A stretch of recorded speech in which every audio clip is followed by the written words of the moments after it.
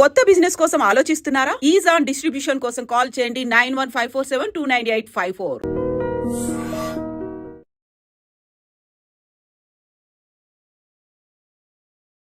నమస్కారం, welcome to I team. నేను మీ ఝాన్సీ. ఈ మధ్యకాలంలో అవేర్నెస్ ఎక్కువ అయిపోవడం వల్ల కానివ్వండి, ఇన్ఫర్మేషన్ అనేది ఎక్కువగా ఉండడం వల్ల కానివ్వండి, చిన్న చిన్న విషయాలు కూడా ఎక్కువ సర్చ్ చేయడము, లేనిపోని అపోహలు పెంచుకోవడం ఈ మధ్యకాలంలో చాలా ఎక్కువైపోయింది. అలాగే తలకి నూనె పెట్టడం విషయంలో కూడా ఇది చాలా చిన్న విషయంగా మనం అందరం చూస్తాము. బట్ ఈ నూనె పెట్టడం విషయంలో కూడా చాలా సందేహాలు వస్తున్నాయి. వీక్లీ వన్స్ పెడితే సరిపోతుందా, ట్వైస్ పెడితే సరిపోతుందా? కొంతమంది వాదన అసలు న్యాచురల్ ఆయిల్స్ వస్తూ ఉంటాయి కాబట్టి అవి డిస్టర్బ్ అవుతాయి, అసలు ఆయిలే పెట్టద్దు అంటున్నారు. మరి ఏ విధానం మనం పాటిస్తే మంచిది? అందంగా కనిపించాలి అనుకున్నప్పుడు హెయిర్ కూడా చాలా ప్రాముఖ్యత వహిస్తుంది కాబట్టి హెయిర్ విషయంలో ఎలాంటి జాగ్రత్తలు తీసుకోవాలి, ఈ విషయాలని తెలుసుకుందాం.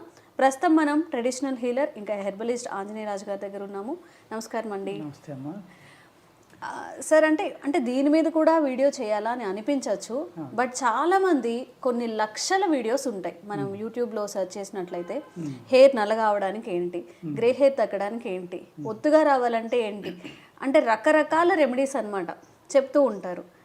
ఏం పాటించినా కానీ చిన్నప్పటి నుంచి మనం చెప్తుంది డైలీ ఆయిల్ పెట్టేవాళ్ళు. చిన్నప్పుడు ప్రతిరోజు ఆయిల్ పెట్టేవాళ్ళు.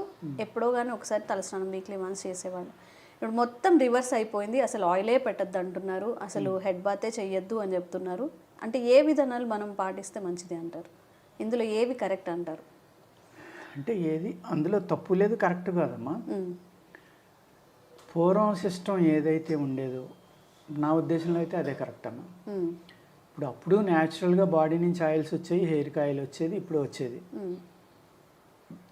ఆ సిస్టమ్ అనేది మనకి యోగులు, ఋషులు అలాంటి వాళ్ళు తయారు చేసిన జీవన విధానం అమ్మ. అది దాన్ని కాదనేటంత తెలివైన వాళ్ళం కాదు మనం.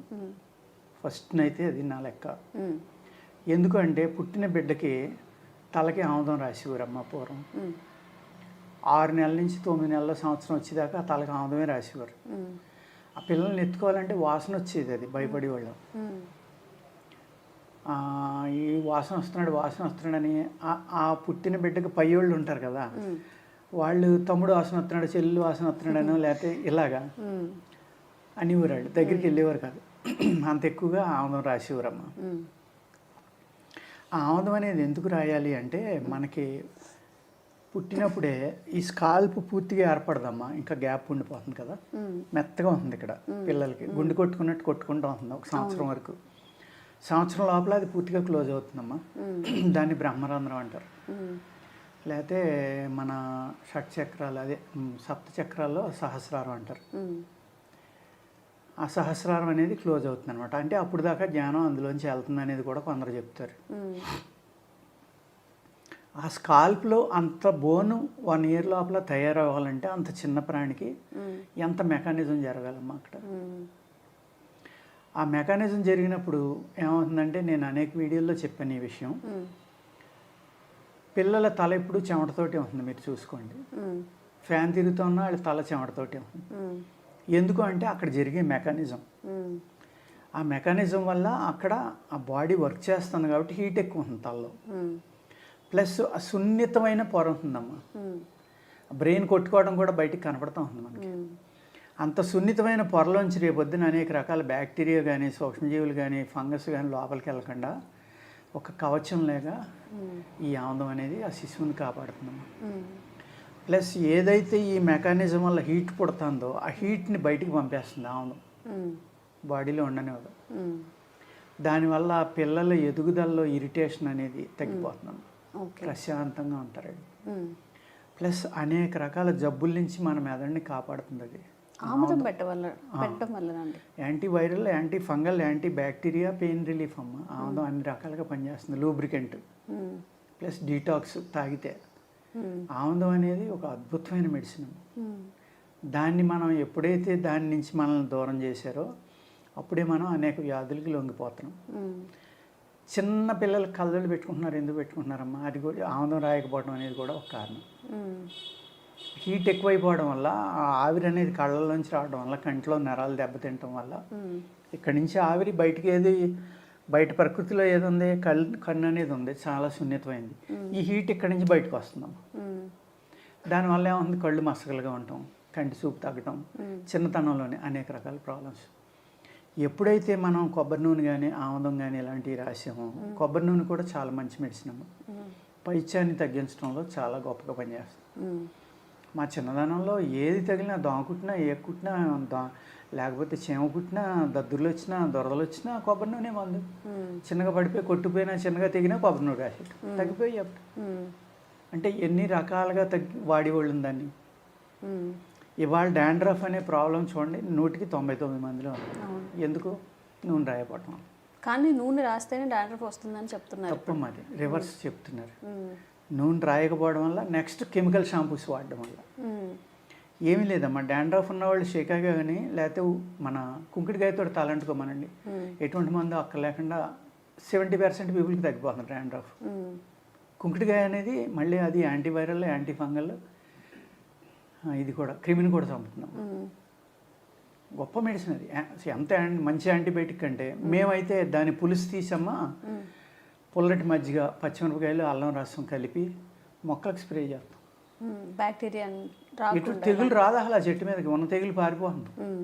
అంత బాగా ఈ కుంకుడికాయ పులుసు అనేది పనిచేస్తుందమ్మా. Antiviral, anti fungal, anti bacteria అన్నిటిని చంపేస్తుంది. ప్లస్ జిగురు ఉండటం వల్ల ఏమవుతుందంటే, అది గమ్ముని కరిగిపోకుండా ప్లాంట్స్కి అంటుకోవడం వల్ల ఏమవుతుందంటే దాని మీద ఉన్న సూక్ష్మజీవులన్నీ చచ్చిపోతాయి, చెడు చేసి అన్నీ. ప్లాంట్కి మనిషికి కూడా వాటిని ప్రకృతిని వాడుకోవటం అనేది ఉందమ్మా ఇది వరకు. అదేవిధంగా పుట్టిన వెంటనే పిల్లలకి నువ్వుల నూనె కానీ, ఎక్కువ నువ్వుల నూనె వాడేవారమ్మా.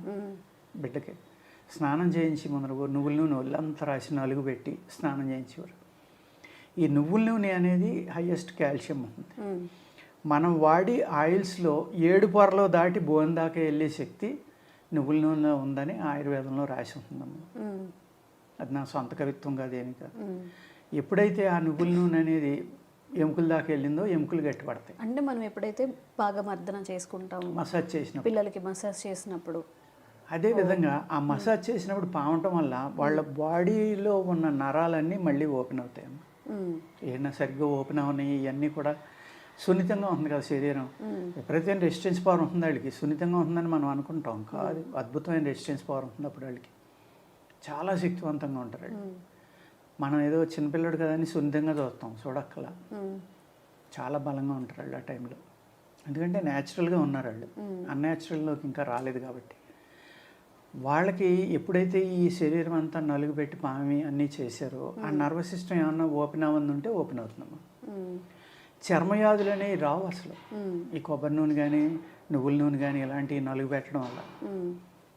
కృష్ణదేవరాయలు ఆయన హార్స్ రైడింగ్ చేసి ముందర సాలిడ్ నువ్వుల నూనె తాగి వెళ్ళిపోడంట హార్స్ రైడింగ్. అలా తాగొచ్చండి డైరెక్ట్గా? శుభ్రంగా తాగొచ్చమ్మా. ఇప్పుడు వాళ్ళు తాగితే అరగదు. ఆయన గుర్రం మీద చాలా దూరం హార్స్ రైడింగ్ చేసేవాడు కాబట్టి ఆయన కరిగిపోయేది. ప్లస్ మల్ల యుద్ధం అని, కత్తి యుద్ధం అని అన్ని రకాల వాళ్ళు వ్యాయామం విపరీతంగా చేసేవారు కదమ్మా. ఆ వ్యాయామం చేసినప్పుడు బోన్స్ గట్టిపట్టడం కోసం, శరీరం మీద ఎటువంటి ఇది రాకుండా ఉండటం కోసం అలా తాగేవారు. అదేవిధంగా మనకి మధ్యలో మాకు ఒక 20 years బ్యాక్, మీకు తెలిసి ఉండదు, నువ్వుల నూనె పుక్కిలింతే నోటి జబ్బులు అన్నీ తగ్గిపోతాయని ఆయిల్ పుల్లింగ్ అన్నారు. అసలు ఇంకెక్కడ చూసినా ఆయిల్ పుల్లింగ్, ఏ ఇంట్లో చూసినా ఆయిల్ పుల్లింగ్ అని. నూనె దొరకనంత ఆయిల్ పుల్లింగ్ చేశారు. నిజంగా ఆయుర్వేద శాస్త్రంలో రాసి ఉంది అది. ఓన్లీ నువ్వుల నూనె హైయెస్ట్ కాల్షియం ఉంది కదమ్మా. దానివల్ల ఏమో పళ్ళు గట్టి పడతాయి. పుల్లింగ్ చేయటం ఏమవుతుంది, ఈ బొగ్గల్లోని, ఫేస్లోని, గొంతుకులోని ఉన్న నరాలు అన్నిటికీ స్ట్రెంగ్త్ వస్తుందమ్మా. దానివల్ల కంటి చూపు పెరుగుతుంది, పళ్ళు గట్టి పడతాయి, మొహంలో గ్లో వస్తుంది. ఎప్పుడైతే వ్యాయామం మీరు చేశారో ఈ మజిల్స్ టైట్ అవుతాయి కదా, టైట్ అయినప్పుడు గ్లో వస్తుందా రాదా? వస్తుంది, ఆటోమేటిక్గా వస్తుంది. అంచేత ఈ ఆయిల్ పుల్లింగ్ అనేది ఇప్పటిది కదమ్మా, 1000 సంవత్సరాల క్రితం రాసిన ఇదే. అది ఎవరో ఒక మహానుభావుడు చిన్నగా దాని మీద రాశాడు, అది అందరూ మొదలుపెట్టారు, చాలా బాగా చేశారు. మళ్ళీ అందరూ మానేశారు. మానక్కలేదు అంటే ఒక వేవ్ అలాగే ఏదైనా చేయమంటే పీక్స్లో చేస్తారు, లేకపోతే మానేస్తారు.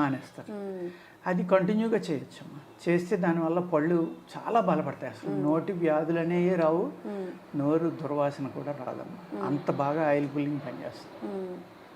అదేవిధంగా ఈ ఆయిల్ అనేది ఒంటికి రాయడం వల్ల చర్మవ్యాధుల నుంచి మన శరీరాన్ని కాపాడుతున్నాం ఒక లేయర్ లాగా. అందులో ఆముదం లాంటిది అయితే అది డ్రై అవ్వదమ్మా. అందుకనే మీరు చూసుకోండి, కేవ్స్లో వేల సంవత్సరాల క్రితం కాగడా కూడా అలా తీసి వెలిగించిన వెంటనే ఎందుకు వెలుగుతుంది? అవి ఆముదంతో చేసిన కాగడాలు. మీరు ఇంకే ఆయిల్ అయినా సరే అబ్జర్వ్ అయిపోయి కొన్నాళ్ళకి ఆరిపోతుంది. ఆముదం ఎప్పుడు వేల సంవత్సరాలైనా అలాగే. అంచేత ఆముదంలో అంత అద్భుతమైన లక్షణాలు ఉన్నాయి కాబట్టి తలకు రాసేవారమ్మ. నువ్వుల నూనె అనేది రాసి మసాజ్ చేయడం వల్ల ఎముకలు ప్లస్ చర్మం కూడా గట్టిపడి ఎదుగుదల బాగుంటుంది కాబట్టి హైట్ కానీ ఇంకోటి కానీ గట్టిదనం కానీ, అందుకు ఒళ్ళంతా నువ్వుల నూనె రాసి మసాజ్ చేసేవారు. అది ప్రకృతి నుంచి మనల్ని కాపాడటానికి అనమాట. మీరు సపోజు ఇవాళంటే సిటీలో ఎక్కువ మంది ఉంటున్నారమ్మా, పూర్వం పల్లెటూరులో ఎక్కువ ఉండేవారు. వాళ్ళు చెట్టు కిందకో తుప్పల్లోకో ఎక్కడో తిరగడం. నైట్ ఏమవుతుంది, ఈ సాలీళ్ళు పురుగులు అల్లుతాయి కదమ్మా, సాలీళ్ళు దారాలు అల్లుతాయి చెట్టుకి మధ్యన మొక్కకి. మనం నడిచేటప్పుడు అది ఫేస్కి బాడీ అంతా తగిలింది అనుకో అమ్మ. అప్పట్లో ఇన్ని రకాల బట్టలు కూడా లేవు. ఒక చిన్న పంచగట్టు, ఒక భుజం మీద తుండు. 20 ఎకరాలు ఉన్నవాడు కూడా షర్ట్ బనియాలు వేసుకునేవారు కదా నాకు తెలిసినప్పుడు. అంటే ఇక్కడ చిన్న ఈ విషయం చెప్తానమ్మా. మా మామగారు చెప్పేవారు, ఆయన మేనమామ వాళ్ళ ఇంటికి వెళ్తే సొక్క కుట్టించి ఇచ్చారంట. ఆ సొక్క ఆయన వాళ్ళు ఊరు తెచ్చుకుంటే నేనే చూస్తానని ఊళ్ళోళ్ళు అందరూ చింపేశారండి. అయ్యో, అంటే షర్ట్ వేసుకోవటం కూడా తెలియదు అనమాట అంత పెద్ద కుటుంబాల్లో కూడా. అంటే ఖర్చు పెట్టేవారు కాదు, అంత మోడర్న్ ఇది లేదు. ఒక తుండు కప్పుకునేవారు, చిన్న పంచి కట్టుకునేవారు.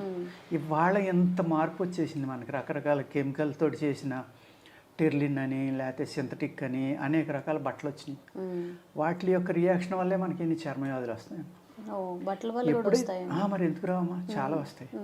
అదేవిధంగా వీళ్ళు ఎప్పుడైతే అలాగ ఒళ్ళు అంతా పూర్తిగా కవర్ అవ్వకుండా నడిచి వెళ్తున్నారో, ఈ సాలిళ్ళు దారాలు కానీ ఇంకోటి కానీ బాడీకి తగిలినప్పుడు అది అందులో ఒక టాక్సిన్ ఉంటుంది.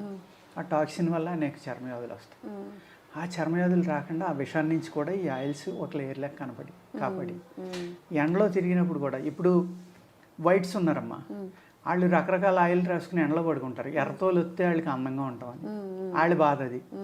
మనం నల్లగా ఉంటాం, తెల్లతోలు కావాలని మనం అనేక రకాల ఆయిల్స్ రాస్తాం. అంటే మనిషి తన యొక్క కాన్ఫిడెన్స్ని కోల్పోవటం వల్లే ఇవన్నీ వస్తాయి. నేను ఇలాగే ఉంటాను. ఇప్పుడు నాకుంది జుట్టు తెల్లగా నెరిసిపోయింది, రంగు వేసుకోవచ్చు కదా, ఎందుకు వేసుకోను? భగవంతుడు ఇచ్చింది అది, దాన్ని అలాగే యాక్సెప్ట్ చేయాలి అంతే తప్ప దానికి రంగు వేసుకుంటే నేను 70 ఏళ్ళు 20 ఏళ్ళు అయిపోయాను కదమ్మా. లేకపోతే నా అందం పెరిగిపోతే ఇంకొక అమ్మాయి నన్ను పెళ్లి చేసుకోరు కదా, ఆల్రెడీ వయసు అయిపోయింది. అంచేత ఇలాంటి అనవసరంగా లేనిపోని ఆ కెమికల్ రాయడం, దానివల్ల డాండ్రఫ్ వచ్చింది, సోరియాసిస్ వచ్చింది, లేకపోతే అనేక ప్రాబ్లమ్స్ వచ్చినాయి, నా కంటి చూపు తగ్గిపోయింది. తలకి పెయింట్ వేసుకోవడం వల్ల, రంగు వేసుకోవడం వల్ల కళ్ళు పోయిన వాళ్ళు ఉన్నారన్న. ఆ కెమికల్ పడిన వాళ్ళు అందరికీ పడదని కాదు, కొంతమందికి అమోనియా రియాక్షన్ అవుతుంది, వాళ్ళు ఒళ్ళంతా నాశనం అయిపోయిన వాళ్ళు ఉంటారు. ఇప్పుడు అంత అవసరం అది ముందర నేర్చుకోవాలి మనం. నేనులాగే బతకాలి అనే కాన్ఫిడెన్స్ ఉన్నవాళ్ళు ఏదైనా చేయగలరు. లేదు రంగు పూసుకోవాలంటే రంగే, నీళ్ళు పడితే వెలిసిపోతుంది. న్యాచురాలిటీ డిఫరెంట్, రంగు డిఫరెంటే కదమ్మా.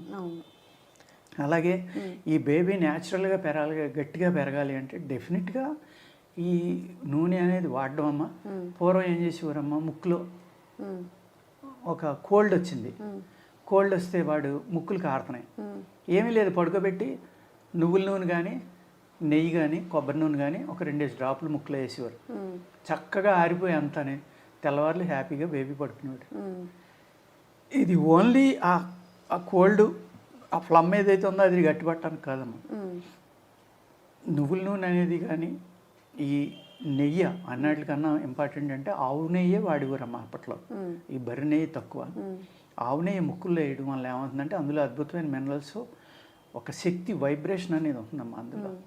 అందుకనే మనం ఆవుని దైవంగా కొలటానికి కారణం ఏంటంటే దాని యొక్క పాలలో కానీ నెయ్యిలో కానీ దాని అన్నిటిలోనే ఉన్న వాల్యూస్ అన్నమాట. ఆ నెయ్యి ముక్కుల్లో వేయటం వల్ల మీకు కంటి చూపు తగ్గదు, తెలివితేటలు పిల్లలకి విపరీతంగా పెరుగుతాయి, మామూలుగా పెరగవు. నువ్వుల నూనె వల్ల, ఆవు నెయ్యి వల్ల, నువ్వుల నూనె వల్ల ఎముకలన్నీ గట్టిపడతాయి, గ్లో వస్తుంది, అది కామన్. ఇది వేయటం వల్ల ఏమవుతుందంటే ముక్కు నుంచి బ్రెయిన్కి డైరెక్ట్గా దారి ఉంటుందమ్మా. పూర్వం ఒక 40 ఏళ్ళ నుంచి ముక్కులోంచి చేస్తున్నారు బ్రెయిన్ ఆపరేషన్, 30-40 ఏళ్ళ నుంచి. అంతకు ముందర చిన్నదానికి కూడా బ్రెయిన్ స్కల్ ఓపెన్ చేసేవారు. ఆపరేషన్ చేయాలంటే. తర్వాత తెలుసుకున్నారు ముక్కులోంచి బ్రెయిన్కి దారి ఉందని, ఇప్పుడు ఆ పైపుల ద్వారా చేస్తున్నారు. మరి పూర్వీకులు బ్రెయిన్లోకి ఆవునే వెళ్ళి ఆడు తెలివితేటలు పెరుగుతాయని చెప్పారంటే ఆడు సైన్స్ గొప్పదా మన సైన్స్ గొప్పదమ్మా? ఆడు తెలివి తక్కువ అంటాం మనం, లేకపోతే చేదస్తం అంటాం. దాన్ని బట్టి మనం ఏం కోల్పోతున్నాం నాలెడ్జ్ అనేది మనం అర్థం చేసుకోవాలమ్మా. కంటి చూపు తగ్గదు, జుట్టు రాలదు, జుట్టు తొందరగా తెల్లబడదు, తెలివితేటలు విపరీతంగా పెరుగుతాయి, సైనస్ అనేది రాదమ్మా. ఇవాళ పిల్లలు కానీ పెద్దోళ్ళు కానీ చూసుకోండి, 100కి 10 మందిలో సైనస్ ఉంది.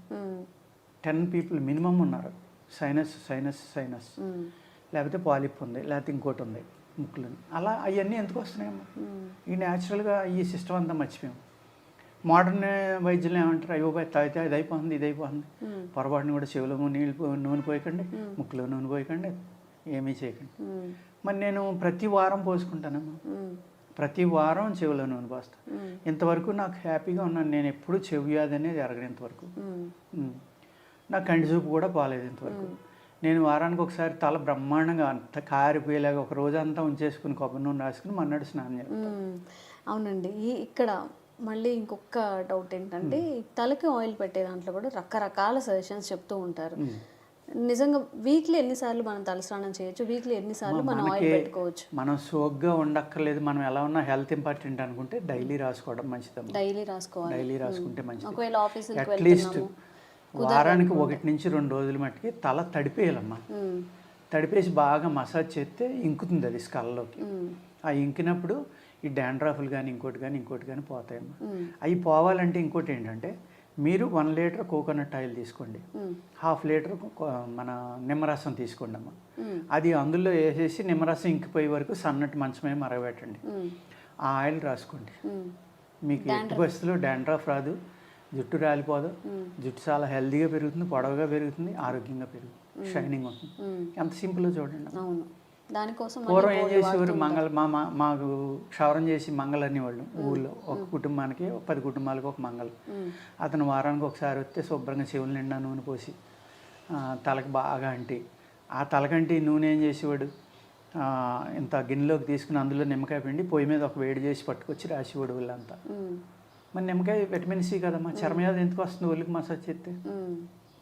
ఇప్పుడు ఇవాళ మనం ఏం చేసాం, ఏసీ షాప్లోకి వెళ్ళి బార్బర్ షాప్లోకి అదే పని చేస్తాడు 200 ఇచ్చేస్తున్నాం.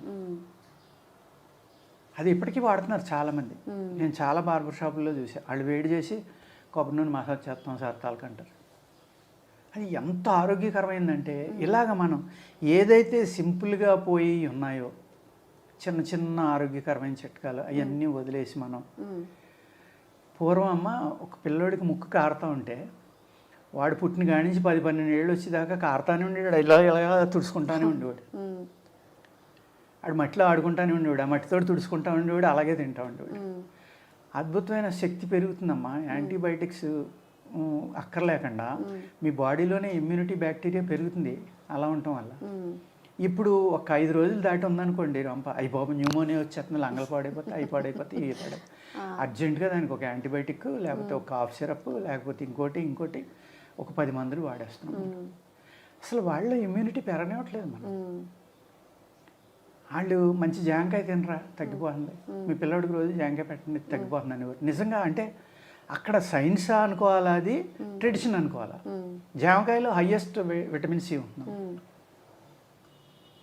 మరి విటమిన్ సి ఏం చేస్తుంది, ఇమ్యూనిటీ పెంచుతుంది కదా. కోల్డ్కి విటమిన్ సి వాడుతున్నాం కదా ఇప్పుడు మనం. జామకాయలో ఒక ఉసిరికాయ తిను, ఒక జామకాయ తిను, తగ్గిపోవాలి. నిజంగా తగ్గిపోయింది. ఒక 20 రోజులు నెల ప్రతి ఇంట్లోనే ఏదో 10 ఇంట్లకి 4 అయినా జామ మొక్కలు ఉండి, మామిడికి రొంప ఉంది కాయ కోసుకుంటాను రోజు అంటే రోజు కోసుకోరాని ఎవరు. రోజు ఒక జామకాయ తినిపించే వాళ్ళకి రొంప తగ్గిపోయిన వాళ్ళు నా చిన్నప్పుడు ఎంతోమందిని చూశాను నేను. 2 ఉసిరికాయలు తింటే రొంప తగ్గిపోయిన వాళ్ళని చూశాను. ఈ ప్రకృతిలో ఎంత అద్భుతమైన ట్రీట్మెంట్ ఉందో మనం మర్చిపోయాం. దానికి దూరం అయిపోవటం వల్ల ఎంత బాధలను మనం అనుభవిస్తాం. మళ్ళీ వెనక్కి వెళ్ళవలసిందే, తిరుగులేదు. ఇప్పుడు మ్యారేజ్ చేస్తున్నామమ్మా మనం. పెళ్లి చేస్తే ఇది వరకు తాటాకు పందిరి, దానికి తోరణాలు, ఆ పందిరి మళ్ళీ ఆ పందిరి రాటలకి అన్నిటికి అంటే ఆ పిల్లర్స్కి పసుపు కుంకుమ కలిపి రాయడం. ఎంత అద్భుతమైన సైన్స్ ఉందో తెలుసమ్మా దాని వెనకాల.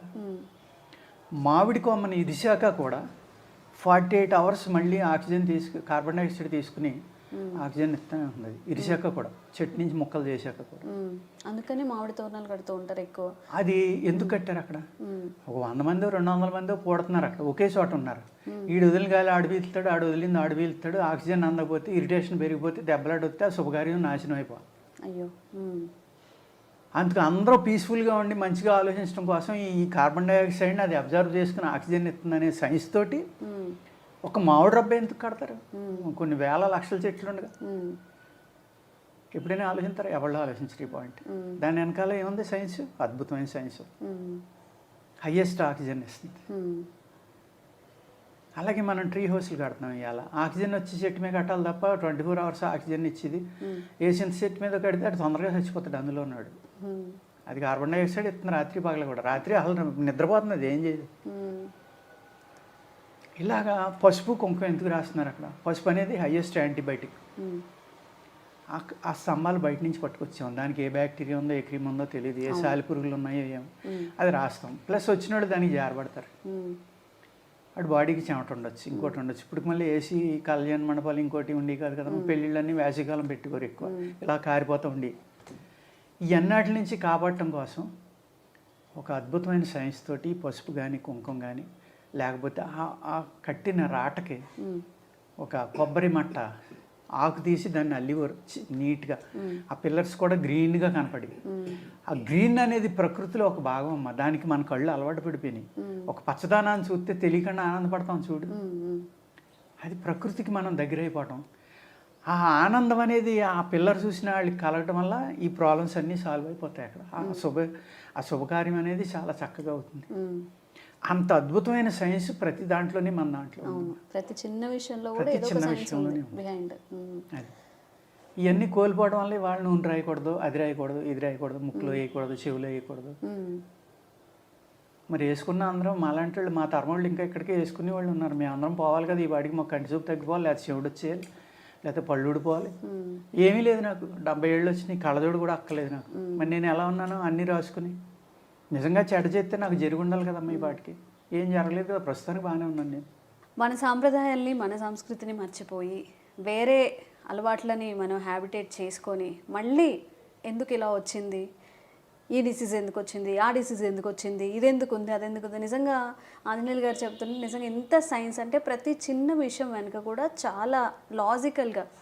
జనరల్గా మన ఇంటి ముందు కళ్ళాపి చల్లమని చెప్తుంటారు, పసుపు రాయమని చెప్తుంటారు, సార్ చెప్పారు ఇప్పుడు ముగ్గు పెట్టమని చెప్తుంటారు. దాంట్లో కూడా బ్యాక్టీరియాని చంపుతూ ఉంటుంది. నిమ్మకాయలు పెడుతూ ఉంటాము, అది కూడా బ్యాక్టీరియాకి కానీ లేకపోతే దిష్టి తగలకుండా అలా పెడుతూ ఉంటాము.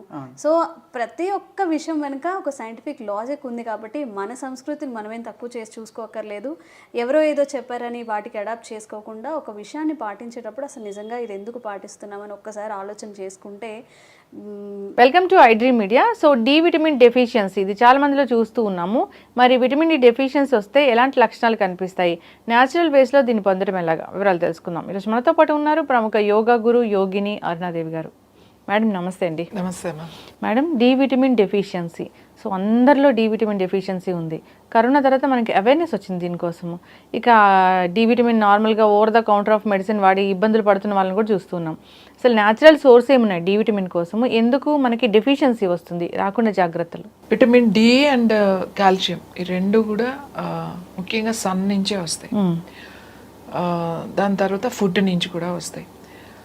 అసలు చాలా అంటే ఇప్పుడు అందరికీ తక్కువగానే ఉంది. ఎంత తక్కువగా ఉంది అని అంటే విటమిన్ డి ఎండలో తిరిగే వాళ్ళకు కూడా తక్కువగానే ఉంది. పొలంలో పనిచేసుకునే వాళ్ళకి కూడా చాలామంది విటమిన్ డి తక్కువగా ఉంది అని అంటున్నారు.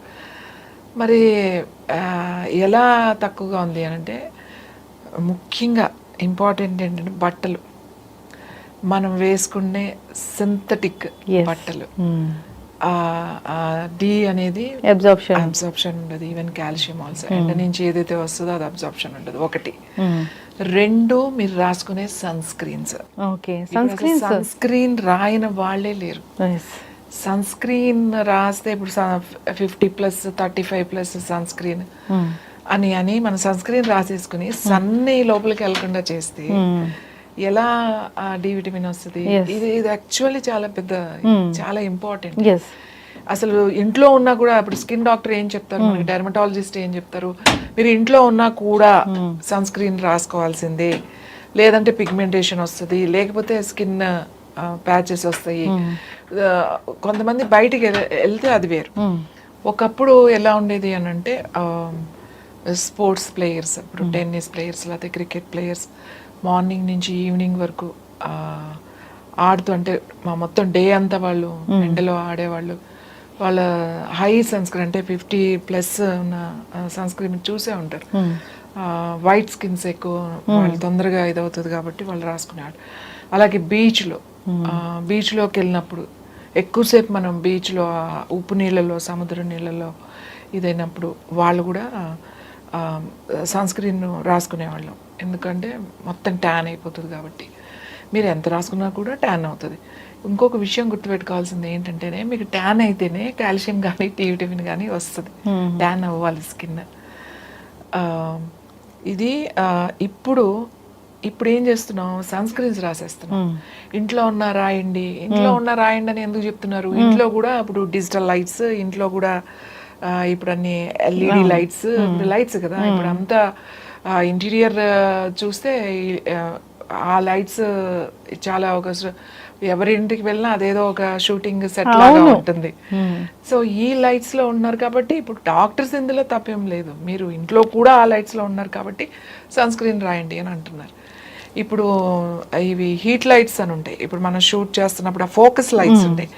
ఆ లైట్స్ లో ఉన్నప్పుడు కూడా సన్ స్క్రీన్ కంపల్సరీ రాయాలి. ఎందుకంటే అది ఆర్టిఫిషియల్ లైటింగ్ కాబట్టి మీకు పిగ్మెంటేషన్ ఇలాంటి ప్రాబ్లమ్స్ వస్తాయి. సన్ స్క్రీన్ అటు వేసేసేవాళ్ళు. ఇప్పుడు ప్రతి ఒక్కళ్ళు వాడండి అని ఎందుకు అంటున్నారంటే, ఆ ఇంట్లో ఉన్న లైట్స్ పర్టికులర్గా ఇప్పుడు సాఫ్ట్వేర్ వాళ్ళని తీసుకోండి, వాళ్ళు 24 hours అంటే వాళ్ళు డే అండ్ నైట్ లైట్లోనే ఉంటారు కదా. ఎందుకంటే ఏసీ రూమ్స్, వాళ్ళకి లైట్, అంత లైట్ ఎక్కడి నుంచి వస్తుంది? కంపల్సరీ వాళ్ళ వర్క్ ప్లేస్లో లైట్స్లోనే పనిచేయాల్సి ఉంటుంది. మరి వాళ్ళు కూడా సన్ స్క్రీన్ వాడాలి వాళ్ళు, ఎందుకంటే అది లైట్లో పనిచేస్తున్నారు. అది న్యాచురల్ లైట్ కాదు, అది ఎలక్ట్రిక్ లైట్స్లో పనిచేస్తున్నారు కాబట్టి. అందుకని అందరూ వాడండి అనేసరికి ఇంకా అందరూ, ఈ అవసరం లేని వాళ్ళు కూడా వాడేయడం మొదలుపెట్టాం మనం. ఇంకా అసలు సన్ స్క్రీన్ రాయకుండా బయటికి స్నానం చేశారు, ఫేస్ వాష్ వేసుకున్నారంటే ఫస్ట్ సన్ స్క్రీన్. ఎంత బ్లండ్ మిస్టేక్ చేస్తున్నాం అంటే మనం ఈ సన్ స్క్రీన్ రాసుకుని మనకి విటమిన్ డి అని, కాల్షియం లోపం, డి విటమిన్ లోపం ఉండడానికి ఇవన్నీ కారణం. ఏది మనం వేసుకునే బట్టలు అబ్జార్బ్ చేయకపోవడం, అలాగే మన ఫుడ్ కూడా అలానే ఉంది. తర్వాత ఈ సన్ స్క్రీన్స్ ఒకటి. సన్ స్క్రీన్ రాసుకోండి. ఇప్పుడు అందరూ సన్ స్క్రీన్ మానేద్దని నేను చెప్పట్లేదు. ఎప్పుడు ఎవరు రాసుకోవాలి? ఇలా లైట్స్ కింద పనిచేసే వాళ్ళు రాసుకోవాలి. న్యాచురల్ లైట్స్లో ఉండే వాళ్ళకి అసలు అవసరం ఏముంది?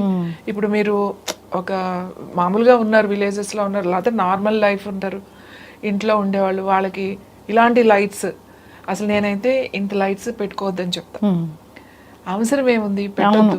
వెంటిలేషన్ చూసుకోండి అని చెప్తా. వెంటిలేషన్ మనకి డే అంటే రావాల్సిందే, బయట వెంటిలేషన్ రావాలి. మనం అది ఏదో షోకేమో కర్టెన్స్ వేసేసుకుని మళ్ళీ నేమో లోపల లైటింగ్ కోసమేమో ఇష్టం వచ్చినట్టు లైట్స్ పెట్టుకుని, ఈ లైట్స్ వల్ల ఎన్ని ప్రాబ్లమ్స్ అంటే అందులోనే చదివేస్తాం, అందులోనే మనము ఇది చేస్తాము. ఎలా అంటే అలా కళ్ళకి ప్రాబ్లమే, స్కిన్కి ప్రాబ్లమే.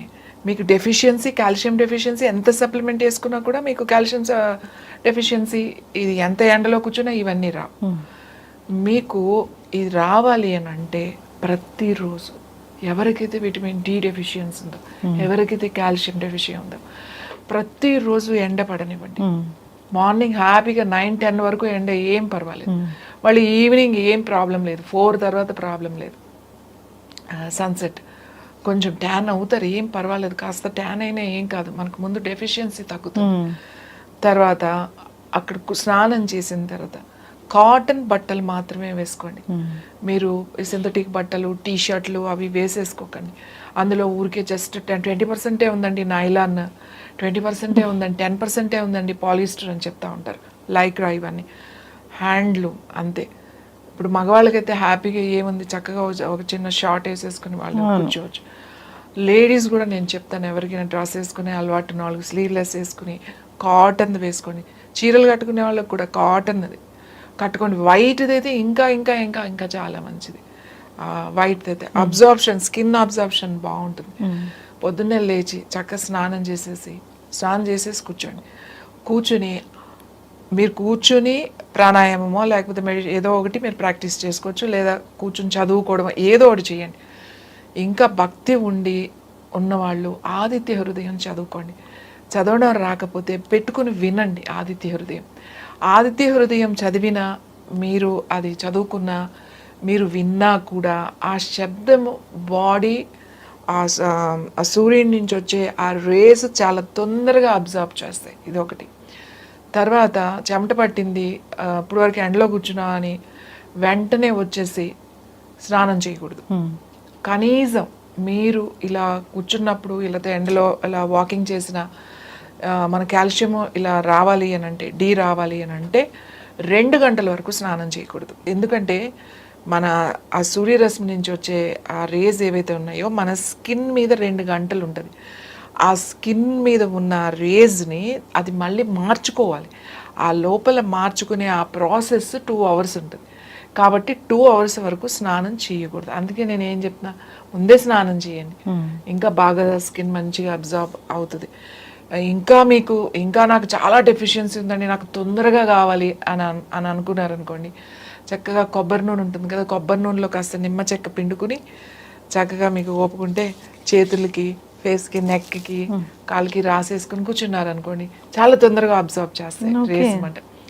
కొబ్బరి నూనె, నిమ్మరసం కూర్చుని తర్వాత 2 గంటల తర్వాత స్నానం చేసేయచ్చు. అంటే మీరు రాసుకోకపోయినా తొందరగా రావాలంటే అట్లా చేయండి అని చెప్తున్నా.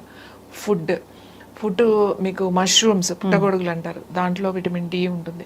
అన్నిటికన్నా ఎక్కువ మనకి డి ఎక్కువ ఉన్నది దేంట్లో తెలుసా? జున్ను.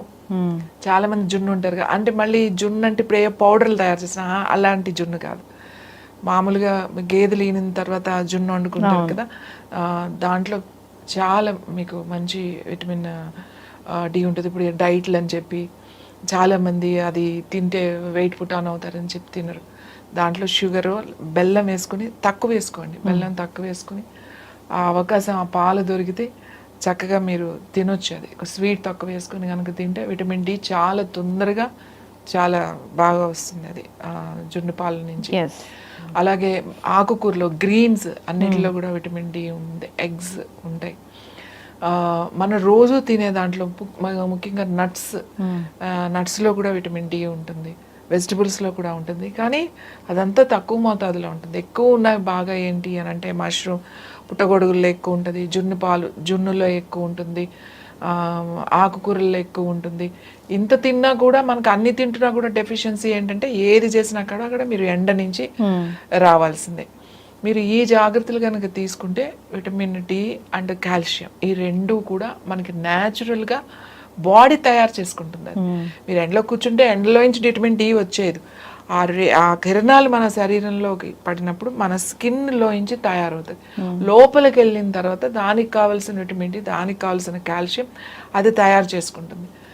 కాబట్టి అందరూ కూడా వెంటనే స్నానం చేయకూడదు.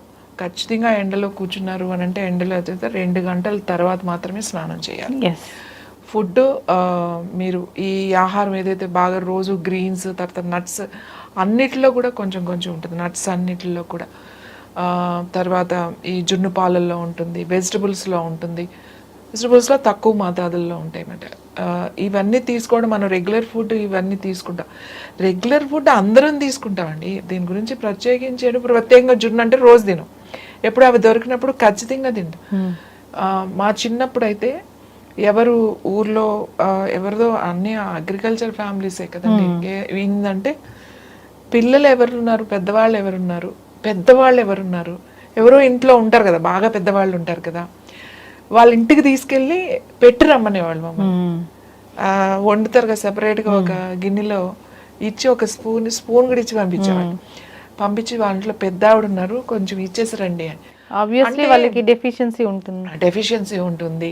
అంటే చూడండి, అది ఆ పంచుకోవడంలో మనకి తెలియకుండానే ఇంత ఆలోచన వెళ్ళి ఇచ్చిరండి. అలాగే వాళ్ళు అందరూ ఎవరైనా పిల్లలు ఉన్నారనుకోండి, వాళ్ళ ఇంట్లో పిల్లలు ఉన్నారు అని వండి పంపించేవాళ్ళు.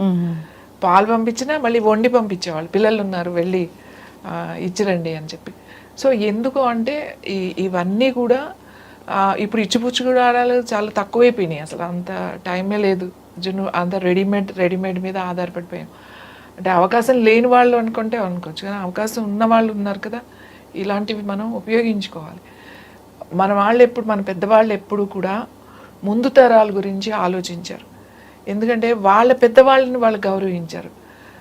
కాబట్టి ఇప్పుడు మా జనరేషన్ మా పెద్దవాళ్ళని మేము గౌరవిస్తున్నాం. మనం మన పెద్దవాళ్ళని ముందు తరాల పద్ధతుల్ని, ఆచారాలు, సంస్కృతిని మనం గౌరవిస్తే ప్రతి ఆచారం వెనుక, మన సంస్కృతి సాంప్రదాయం వెనుక ఆరోగ్యం ఉన్నదని గుర్తుపెట్టుకోండి.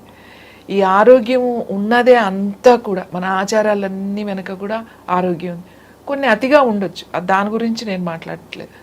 కాబట్టి వాటిని మనం గౌరవించి, మన పెద్దవాళ్ళని గౌరవిస్తే మన ముందు తరాల వాళ్ళకి మనం ఇచ్చిన వాళ్ళు అవుతాం. ఎస్, ఖచ్చితంగా మ్యామ్, చాలా చక్కగా చెప్పారు. నిజంగానే పెద్దలు ఏం చెప్పినా దాని వెనక ఖచ్చితంగా సైంటిఫిక్ రీజన్ ఉండనే ఉంటుంది. దాన్ని అనుసరించిన వాళ్ళు అందరూ ఆరోగ్యంగానే ఉన్నారు. సో నెక్స్ట్ జనరేషన్ కూడా ఈ మెసేజ్ అనేది వెళ్ళాలని కోరుకుందాము. సో ఏవైతే సంస్కృతి సాంప్రదాయాలు ఉన్నాయో, ఇలా ఆరోగ్యంగా ఉండాలంటే ఏం చెప్పారో అవి పాటించాలని కోరుకుందాము. ధన్యవాదాలు మ్యామ్.